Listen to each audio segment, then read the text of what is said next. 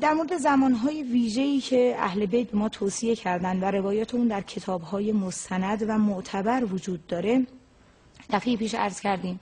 یکی شب دوشنبه بود که تأکید شده بود اگر که فرزندی در این شب در حقیقت بعد اول وجود او شکل بگیره و نطفه حقیقی او شکل بگیره، این فرزند به گونه‌ای هستش که در بالاترین حد از رضایت از خداونده و حافظ کتاب خداوند خواهد بود. این دو ویژگی از آن فرزندیه که در شب دوشنبه خلقت او آغاز شده باشه.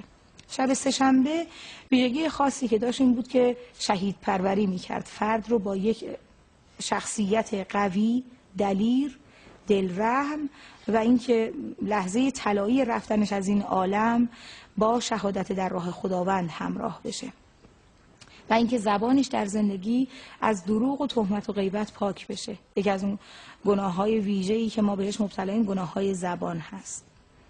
شب پنجشنبه طبق نظر اهل بیت علیهم السلام در حقیقت ویژگی که داره اینی که فرد رو در زمره دانشمندان قرار میده، اونم دانشمندان حقیقی، عالمان و حکیمان. و روز پنجشنبه در هنگام زوال ویژگی که داره اینه که فرد بیشترین دوری رو از طول موجهای شیطانی خواهد داشت و شیطان در حقیقت در او کمترین برد نفوذ رو پیدا میکنه و سلامتی دین و دنیا رو خداوند روزیش میکنه. شب جمعه ویژگیش این بود که فرزند قدرت سخنوری رو پیدا خواهد کرد و روز جمعه بعد از عصر ویژگیش این بود که اون فرزند از دانایان مشهور میشه. شب جمعه بعد از نماز عشا تأکید بود که اون فرزند احتمال اینکه از ابدال، یعنی از افراد بسیار بزرگ و عالمان درجه‌ای که ویژه‌ای که دنبال حجت حق بقیت الله الاعظم روحی و ارواح العالمین له الفدا قرار بگیره به طور ویژه خواهد بود.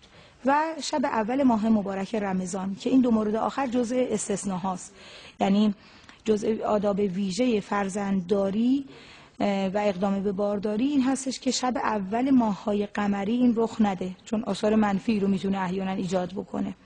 ولی شب اول ماه رمضان ما نمیدونیم در حقیقت در کل عالم ملک و ملکوت چه تغییرات ویژه‌ای رخ میده که تأکید شده این شب جزء مستحبات هستش و میتونه طول موج و فرکانس مثبتی رو در شخصیت بچه و والدین داشته باشه، برخلاف ماه‌های قمری. بله. و شب جمعه هم بعد از نماز عشا با اینکه اول شب محسوب میشه، چون داریم که در اول شب آثار منفی داره اگر که اقدام به بارداری بشه، ولی بعد از نماز عشا در شب جمعه تاکید شده که این اثر منفی در حقیقت از بین رفته و آثار مثبت جای اون رو گرفته. لیچی‌زاده، وقتی میگید که شب سه‌شنبه منظور از چه ساعتی تا چه ساعتیه؟ این سوال دوستان ماست. تا اذان صبح شبه، پس غروب خورشید تا طلوع فجر صادق، یعنی تا اذان صبح شب در فرهنگ دینی ما. برای همین هم اگر به ما عملی رو میگن در شب مثلا جمعه انجام بدید، یعنی از اذان شب جمعه پنجشنبه شب، بله، تا اذان صبحش شما وقت دارید، مگر اینکه مقید کنن مثلا بگن قبل از نیمه شب یا وقتش رو یه مقداری مقید کنن بگن مثلا در زمان سحر. اولویت به این هستش که این دقت رو بکنیم، ما بعد از ساعت 12 تو فرهنگ دینیمون نیمه شبیم نه صبح. شاید یه مقداری لازمه که دوستان خوبمون توی رسانه ملی توجه کنن، فرهنگ ما توی گفتن اعلام ساعت فرهنگ غربیه.